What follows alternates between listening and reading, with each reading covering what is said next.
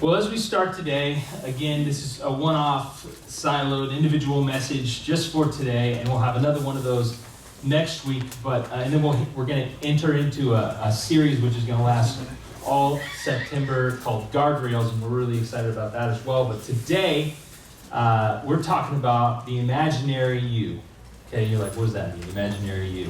Well, first of all, there's something that we all have in common. There's something that we, as just human beings, we have in common. It's just a part of us. It's just part of how we're made up, okay? And that thing is this. We all want to be known for something.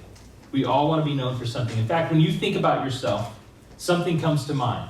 When you think about yourself and you think about maybe how other people might think about you, something comes to mind, and there are certain things that you hope that they would think about when they think about you, and there are certain things that you hope they would not think about when they think about you. There's all kinds of adjectives that come to mind when you think about yourself. When you want to be known for something, you don't want to be known for everything you've ever done or everything you've ever said. Isn't that true? Right? You just don't, that's not a good thing, right? Because we've all said and done things that were absolutely stupid, right? And like horribly wrong, right? We've all said and done things that were not good, but we do want to be known for something good, hopefully, something that we've done at some point or something we've said at some point. So when you come to mind, your adjectives that you think about yourself affects things like what you put out there for people to see. It affects your social media, it affects your presence, it affects your clothing, it affects your appearance, it affects everything. In fact, you've probably got a personal brand and you didn't even realize it, right? It's your name, it's your brand. You have certain colors you like to wear.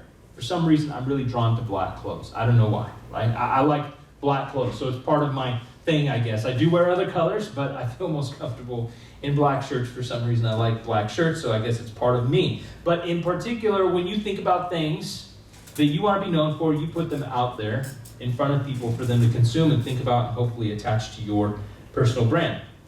And sometimes you do things a little off-brand, and you're like, man, I wish I could redo that one. I wish I could delete that one. I wish that I could have not said that one, because you've broken your own rules for your own brand that you've made. You have a brand guide. Did you know that?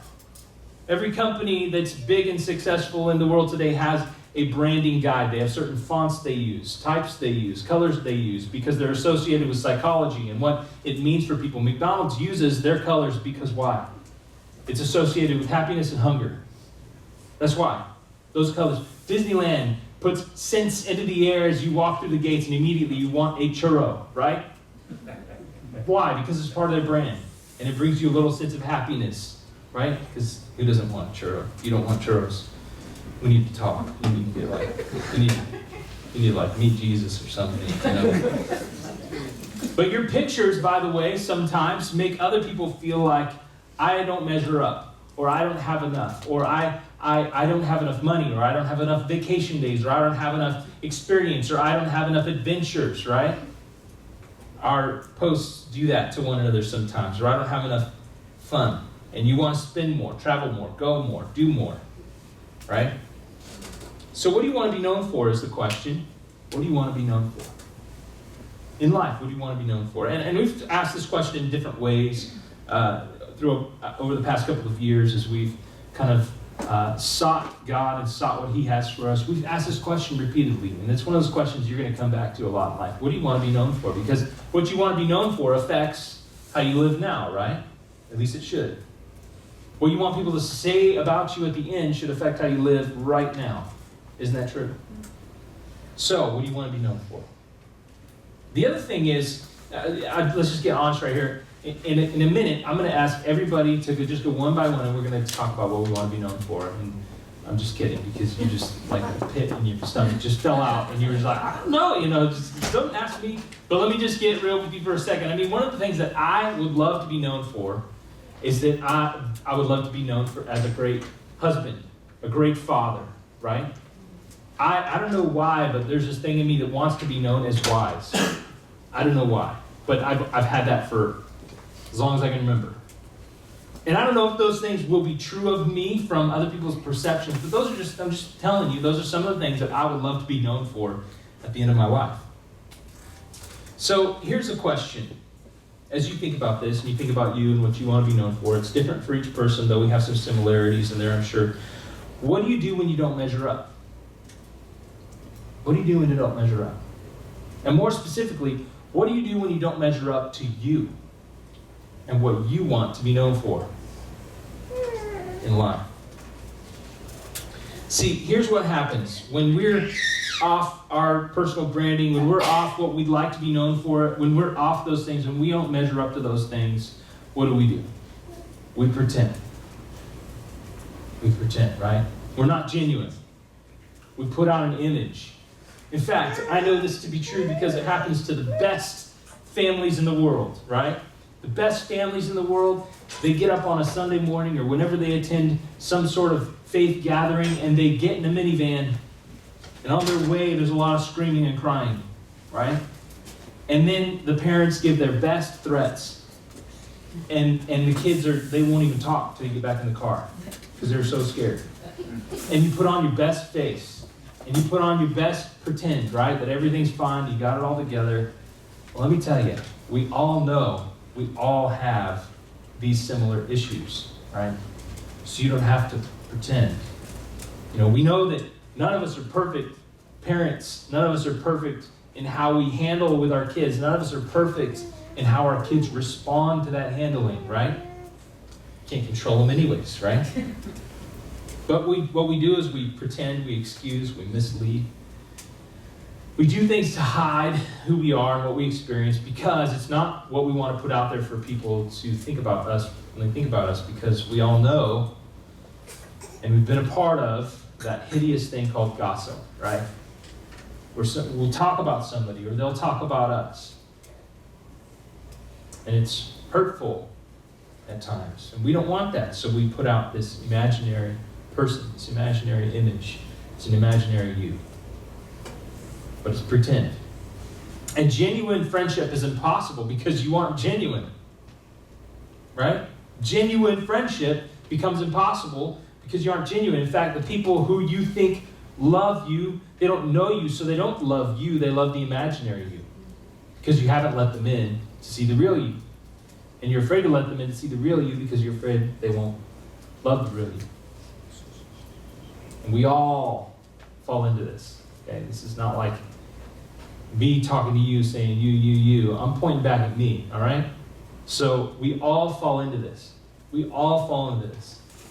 And that moment we start pretending is the moment we stop growing. It's the moment we kind of say, okay, I'm done growing. I'm just going to pretend that I've, hit some sort of status or hit some sort of understanding about things, and I'm going to stop right here. And you get older. But you don't get better. You don't get deeper. In your friendships, you don't get finer, right? You ever heard someone call someone fine? Not like that, he's fine or she's fine. But I'm talking about they're just a fine person. Like a stand-up person, a person that you'd want to be around. They are a fine person. You don't get finer in that sense. You get stuck. And you know who's the worst at this? Pastors. The worst. Why? Because there's this artificial pressure that we put on ourselves to be perfect, to look perfect. That's why so many pastors' kids grow up crazy. Because there's so much crazy pressure on them to be perfect. They ain't perfect. Let me tell you, I can tell you right now, they ain't perfect. They're allowed to make their own mistakes, despite whoever their parents are, right? They're allowed to go through things and have different issues that God works out in them over time. They are not born perfect. Pastors are not perfect. Pastors' families are not perfect. But oftentimes, because of that pressure, they implode, right? They do something really ridiculous. They have a moral failing of some kind. And we hear that over and over again with very prominent pastors who have these issues. And a lot of it comes from this pressure and this need to look perfect. And in the shadows, they're not. And like parents, the pressure to always have it together is there, And it's just hard sometimes for people. And everybody experiences this in their own profession in some way. Right? You're not supposed to bring your emotion to your work, are you? You're supposed to walk in and you're supposed to turn all that off and just be, hey, here I am, I'm here to do my job, and nobody cares what's going on. It's a really difficult time and you got to turn it on, and you're on, and then you have a break, and you have a mental breakdown, and then you turn that off, and you go back to work, and you go to lunch, and you have another breakdown, and you're hiding in your car or some dark corner of the cafeteria or wherever it is that you're hanging out, or the food truck. You just want to grab your burrito, sit by yourself, eat your lunch before you have to go interact with any other people, because they're bringing out that difficulty in your life and you don't want to face it again, and you go home and you crash because you've been pretending all day long. And you got to be on. And you don't want to go out, because then if you run into someone, you got to be on again, right? You don't want to show what's really going on. And so you've got this imaginary me that's walking around with you all the time. And we understand it. But what would happen if you didn't have to be so imaginary? What would happen if you could be real? Not with everybody. Okay? Because nobody wants that, right? Nobody wants. You don't really want to tell the clerk at the grocery store how your day's really going when they ask you, how's your day going? And they don't want that either. There's a whole line of people behind you that do not want that realness in that moment. Okay, that's not what I'm talking about. But you need to have realness with somebodies, right? With somebodies. But we're tempted to present and cover and hide and do something that doesn't allow us to ever be real with anybody. So, where do you pretend the best? Well, you probably pretend the best at home, at work, or traditionally, this is how it works, at church, right? We pretend the best at church because, there's some sort of stigma that tells you in your head that you're supposed to have it all together in order to be a part of a gathering like this. There's something inside of you that says, oh, you shouldn't be there because you're not good enough. And I'm just to let you know that's not true here. Okay? We don't pretend that anybody here is perfect or has it all together. It's just, we don't do that. That's an artificial pressure you don't need and I don't need in our lives, right? So let's just take that away right now. The building didn't fall on you when you came in, so I think we're safe. No lightning has struck you in this room. I think we're good. So let's not pretend that that's going to happen. But we pretend, and we pretend at church. In fact, if we do this a lot, right, and we think that nobody's like us oftentimes, we put ourselves in some other category of person that has to pretend and everybody else has got it together, but that's not true. And if people, you do this all the time, and I do this too, and we become what we call pretendaholics, right? And we should probably just circle up and say, hey, my name is Micah, and I'm a pretendaholic. We should probably just do that. And everybody say, hey, Micah, and I can tell my story, and you can do the same thing, because really, we need some steps to get us out of this, don't we? But until we brace who and where we currently are, we can't get to where we need to be. We can't get to where we need to be. We want to be known for something, like I said. We want to be known for something. So you got to ask yourself, what is that? And that's fine. But we really need to be known to someones. To some someones. Some somebodies need to know us for real. We all need a system of support around us that can really help us. So we're going to take a look at a passage here. We're going to take a look at a passage because I believe that it raises a tension inside of us. We're going to take a look at a few passages. I don't normally jump around. I usually try to stick to one passage, but today I'm going to pull from several things, several different parts of the New Testament specifically, and we're going to talk about a few things. And when you find, here's the thing, when you find, and I don't know if you had this experience before, but maybe it was in school, high school, junior high, elementary school, something, but when you find a group of people that you can really be yourself with, what does that do for you? What is that? Isn't that like freeing? Like when you found the people that you could actually, say that joke you've been wanting to say, and they laugh and they don't judge you for it, or you find that people hear about your mistakes, they hear about it and they're like, yeah, me too. When you find the me too people, right? When you find that group that loves you no matter what, accepts you no matter what, doesn't mean they agree with that thing, but they love you despite it, right? When you find that you can really be yourself, it's just so freeing, isn't it? It's so liberating to be around people like that. And when you find that, you get to be the real you. And the real you doesn't stay the real you because you grow and you change, right, over time. And you grow in your maturity, you grow in your, all different ways of life, all different arenas. But you still have those people that accept you and love you no matter what. Once you get that, it feels good.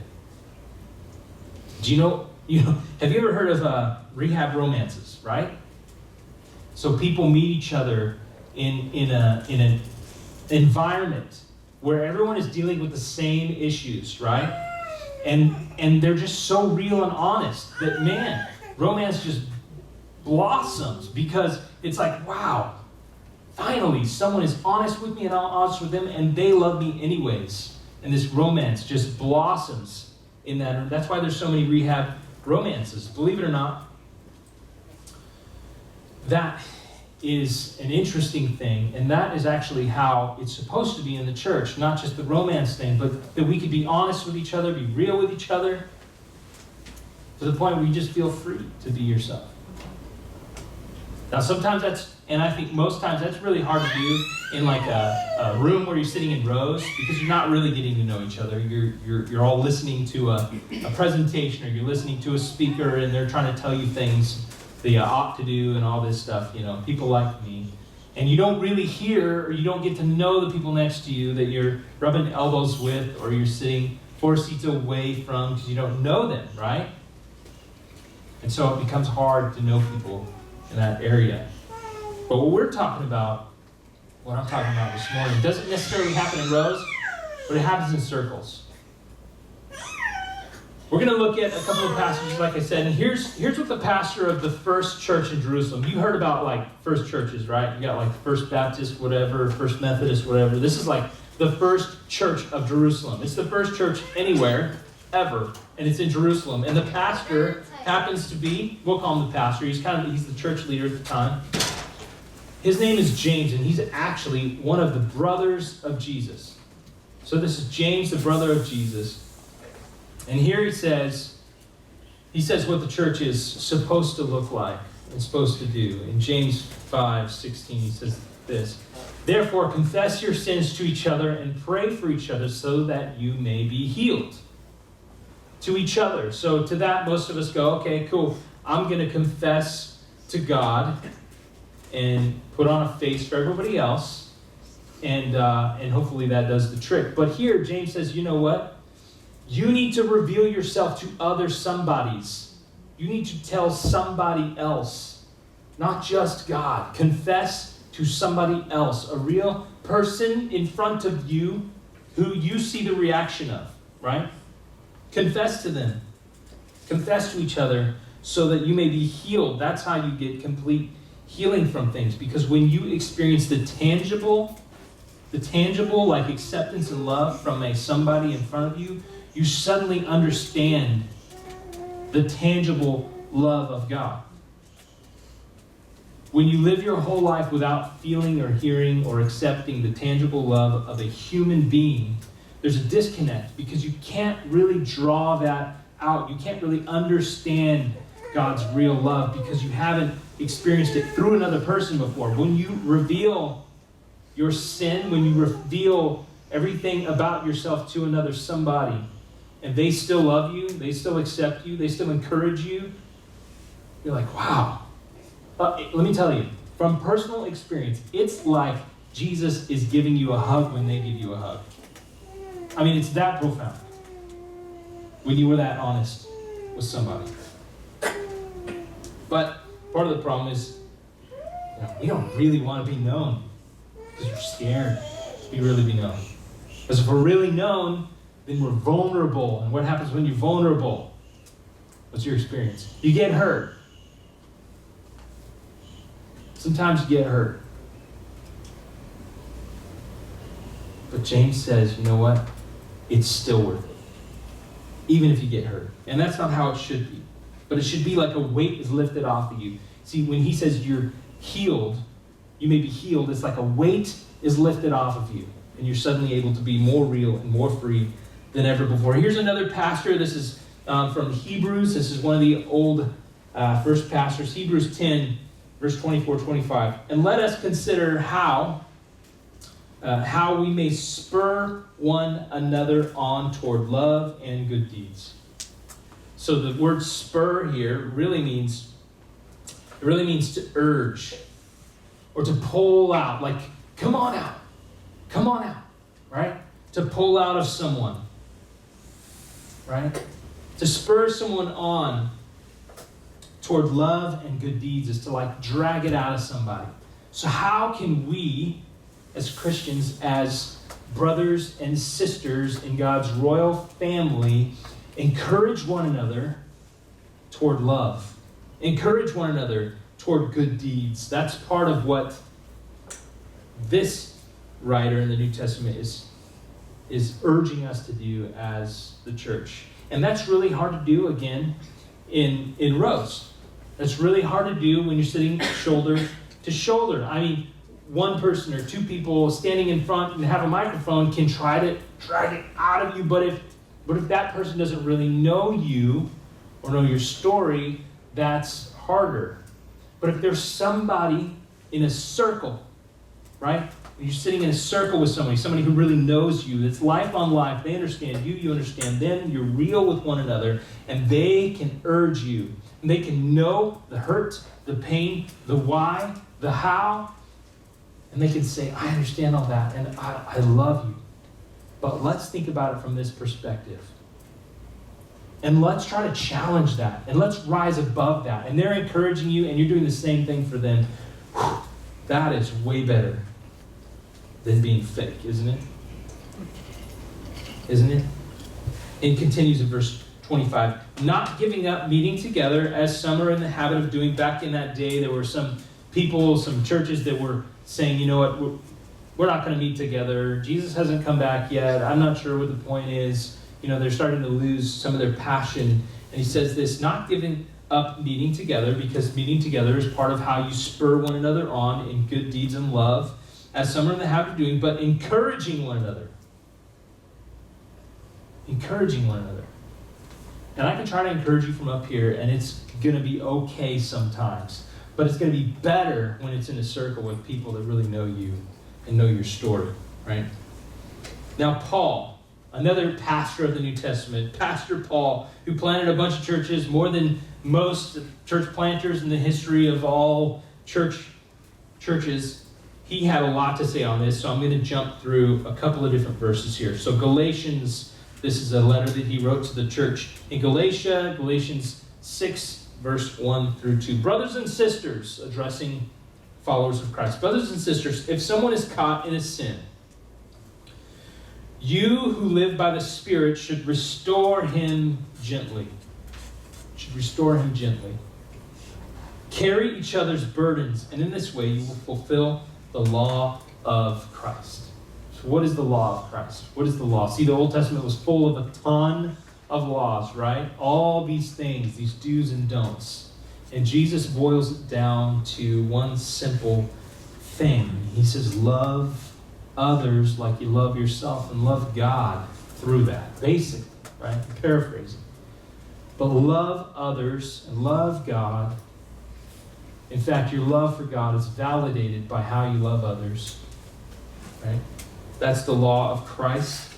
And so in order to do that, we need to carry each other's burdens and not come at people harshly, but come at people gently in a restorative nature. Gently try to restore someone.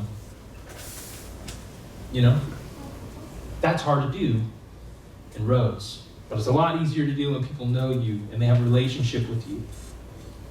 And it's in a circle. And it's not done in a way that, man, you need to get this, pointing fingers, just like, I notice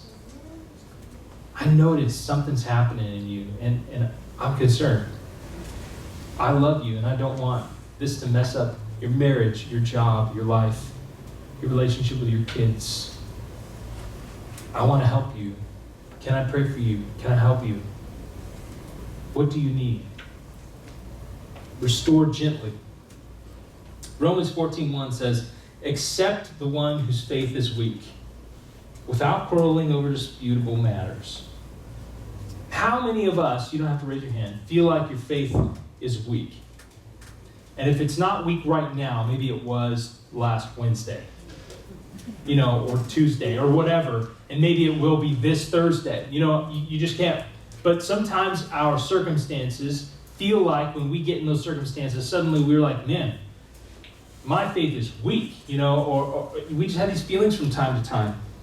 Well, Paul says, the Apostle Paul, who wrote most of the New Testament, says it's okay. And accept one another in that. Accept one another in our weakness of our faith. You can come here and not believe at all, and we will love you. You can come here and question everything, and that's okay, and we'll love you.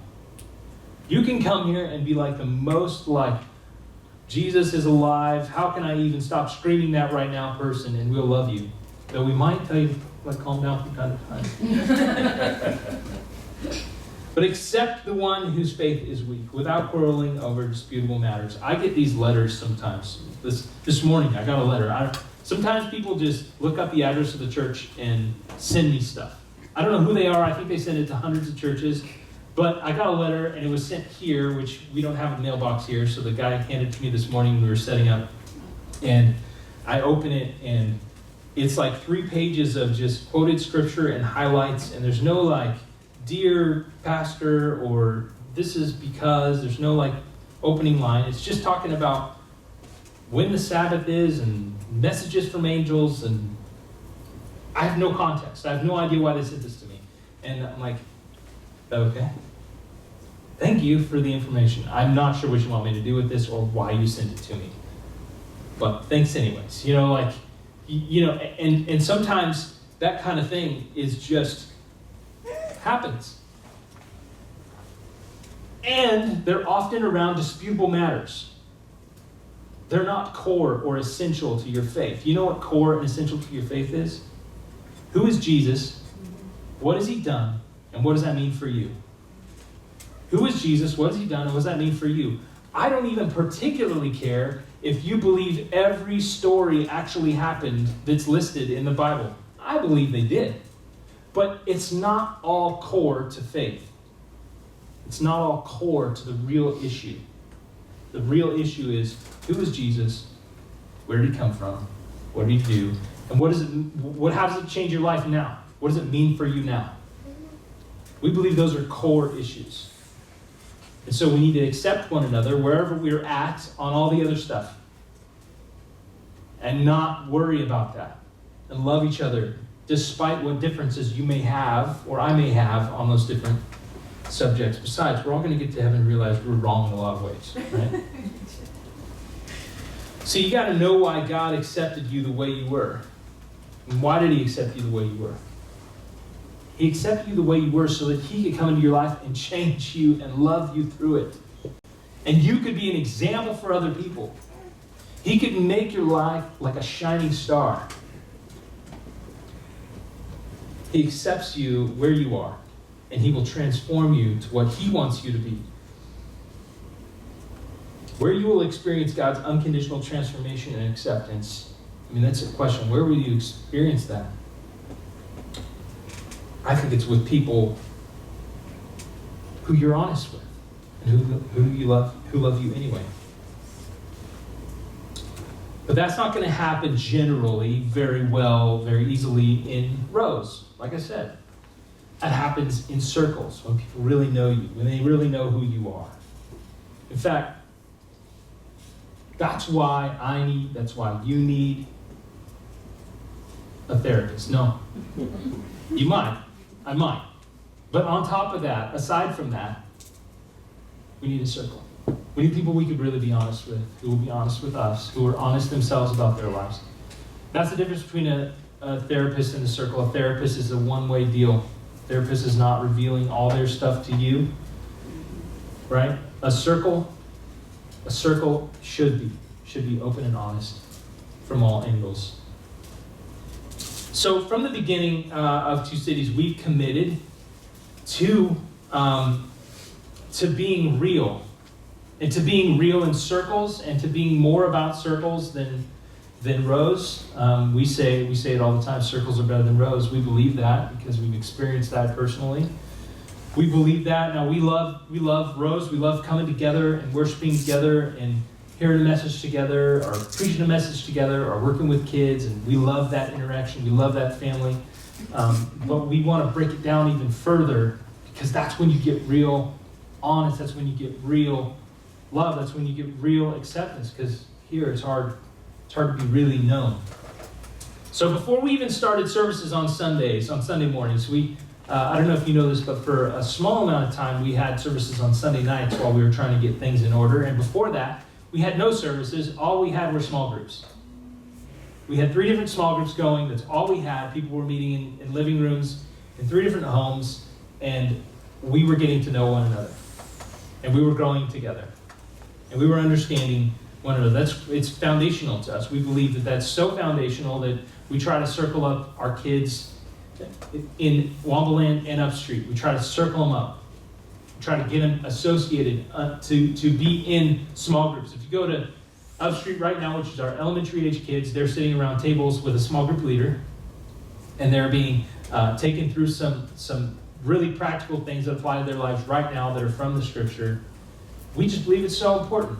We believe it's important, and we believe that it is an opportunity that you and I have. See, a circle, right, is a place where we created a place, in fact, for people like us, acceptance with a view to improvement, right? There are people like us who accept us with a view for improvement. And I believe that's true. Like, if you're involved in a circle and nobody wants to improve on themselves, you need a new circle. You need a new circle. You don't want to be stuck with stuck people. You just don't. Like, they're gonna hold you back. If you are around a group of people who want to improve themselves, okay, you've got something. You've got something. Because you can go in there, honestly, here's where I'm at. I'd like not to just be here, I'd like to grow. Man, where can you go with that? You can go anywhere with that. Do we believe that's not just an add-on to circles? We believe that's what it's about. And we can't force transparency. We can't program transparency on a Sunday morning. I mean, we could try, but that's going to be really uncomfortable. That's going to be really uncomfortable. That's why we don't often, try to ask things for you to respond, and people raise their hands and those sorts of things, because it makes people feel really uncomfortable. I don't know about you, but I was the kid in the class who tried to sit not all the way in the back, because I knew they were getting called on, but almost to the back of the room, try to get in the corner so that nobody would call on me, because honestly, I didn't want to have to pay attention enough to know the answer. So the choir. Gerald's the only one who will yell out during the service. We go way back. That's the problem with Gerald. But we believe that a circle is about real people, real friends, and real change. Real people, real friends, and real change. And for us, really, it's a small group of people that meet in homes during the week. We try to keep it around 10 to 12 people, though sometimes we bump up just because we like to. And we try to meet 3 to 4 times a month.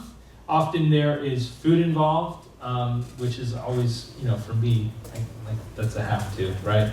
And we just believe that it's really important because we come together, we're honest with one another, we study something, we pray for one another, we have some snacks. I mean, how can you go wrong with that? And for us, our small groups, which we call community groups, they're mixed. They're not like married people over here and single people over here and divorced married people over here and divorced, still single people over, they're just mixed. Just a mixture of people from all different stages of life, because there's such richness in that. And honestly, if we try to break it down that way, from our sample size, you'd be like sitting alone, that's not fun. So we mix them up, and we believe there's real strength in that. And see, we believe that the imaginary you doesn't have time for this. The imaginary you does not have time for a community group, does not have time for a real circle. because you don't have time to be real with anybody. But the real you is dying for it. You need it. To have a healthy life, you need it. To have a life that you are striving to become better than you currently are, which we all are on that road in some way. You need it. You absolutely need it. So, real practical application for you today, because our community groups are getting ready to bump back into a fall season, right? Some of our groups kind of took a break during the summer or did certain things during the summer, and we're trying to revamp, re-up, and get back involved in that. And so if you were involved in one of those, talk to your leader and tell them, hey, I'm in, or hey, I need to change groups because of time scheduling, whatever. Or you could ask a question. Do we have an opportunity for a group on this evening or this evening? Things like that. But what I'd love for you to do, because we don't have like a big group sign-up thing in the back or anything, I'm going to give you a phone number that you can put into your phone right now. You can save it. In fact, it's the church line phone number. What's awesome about this is you can also text this and ask questions. You don't even have to talk to anybody, okay? You can just text. You could ask a question. You could say, hey, when is this again? Or I forgot about this. Or you could ask for a prayer. You could ask any amount of questions you'd like, or communicate something, or how do I get involved, or how do I do this? And we'd love for you to get involved. So here's the number. And I think Paul's trying to wait for me to put it on the screen because it's amazing like that. Okay, so it's 559-797-1065. Okay, that's the church line phone number. You can text that at any time. So I'd love for you, if you would like to be involved in community groups, there's a few ways you can do that. The simplest and easy way is for you to just text that number and say, I'm in. Like, I would like to join a community group. I'd like to know the options. And then you'll get a link in response, which will take you to a list of the groups, and you can sign up as you see fit. But also, there's other ways to do that. You can email us, hello@TwoCities.Church. You can talk to us. You can write it on a connection card. But here's the thing, right? The imaginary you does not have time for this, and you don't even have space in your phone for another contact. But the real you absolutely needs this. Absolutely needs this. Absolutely needs this. It is something that you are dying for. In fact, your marriage may be dying for a lack of it, because you don't have a place to be real with people. In fact, a lot of you would say, everybody thinks my life is wrinkle-free because of the brand I put out there for myself. And you desperately need some people to be honest with, and you need an iron for your life. You need to work some of those wrinkles out. Everybody thinks you've got friends, maybe, because you know a lot of people. But you don't have friends. You just know a lot of people, and they don't know you at all. And you need it. You need a circle of people you can be honest with. Not everybody. Like I said, you don't need to go around telling everybody everything. There's appropriate times and places for that.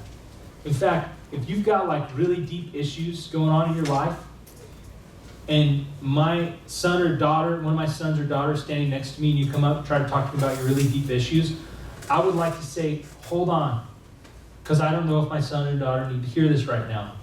Let's talk about this in another environment or another way. And I'd love to talk to you about that, but it's not appropriate always to just tell everybody everything. You know what I mean? So parents, this is really hard for you because we don't have kids in our small groups. Why? Because there are real things, just as I talked about, that are being expressed, and it's not an appropriate place for you to feel like you can be honest in front of a bunch of little kids, right? Now, babies are different. We allow babies, and they make everybody laugh, and it's great because they drop some bombs and do some things in there that makes everybody laugh, and it just brings a realness to the environment. But we don't let our elementary age and our teenagers be in the room during that stuff, right? So that makes it really hard if you have kids. I understand that. I have 3 kids. For my group, what we've decided to do is we've decided to bring a babysitter in every week, and we may be able to accommodate a couple more kids with our kids in another room. But oftentimes, People need to find their own sitters, arrange their own thing. Now, that's a really hard thing to do, and I get that. I really do.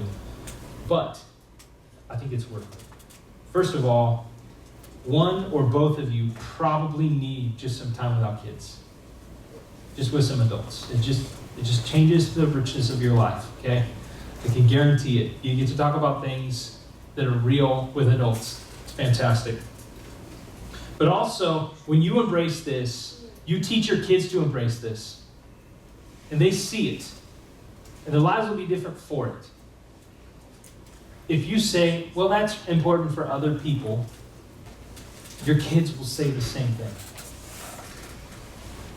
And you want this for your kids. You want this for your kids. I promise you, you want this for your kids. You want them to grow up knowing that they need somebodies they can be real with in their life. Like I said, we want to be known for something. But we need to be known by someone or some someones. It's a part of our inner, what we need in life. And we know, each of us know with whom we're doing image management with, right? You know that.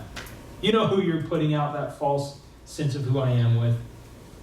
But who are you doing life with? Who really knows what's going on with you?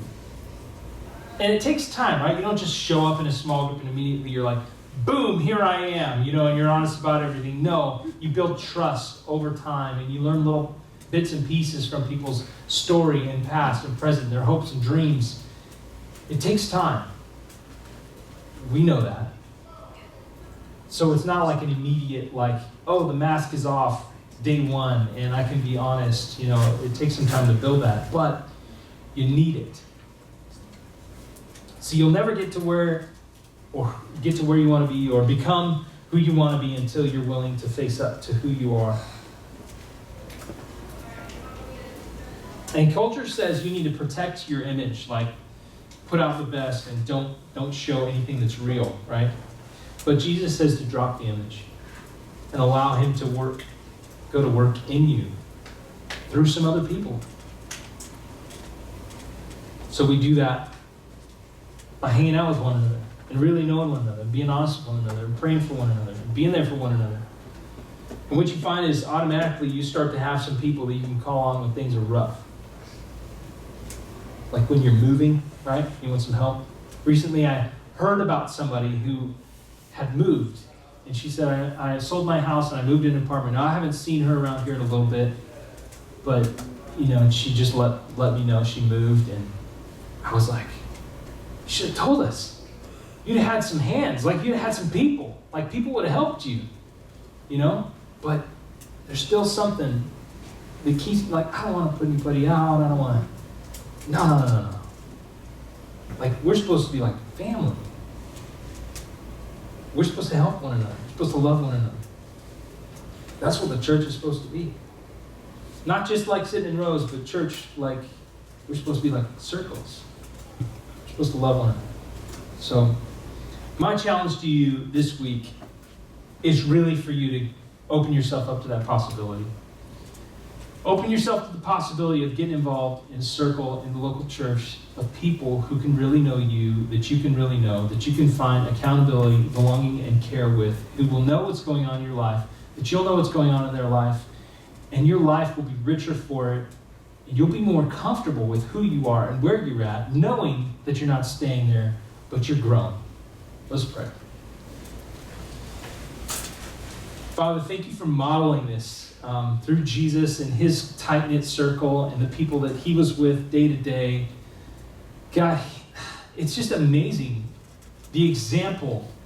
Even as Jesus is struggling, knowing that his death is coming and knowing that it's got to happen for the sake of all humankind.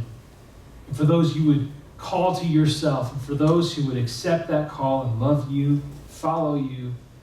He knew that day was coming. He knew that hour was coming, and he was just grieving. And he had a tight-knit group of people that he could tell, this is happening. This is happening. Pray for me.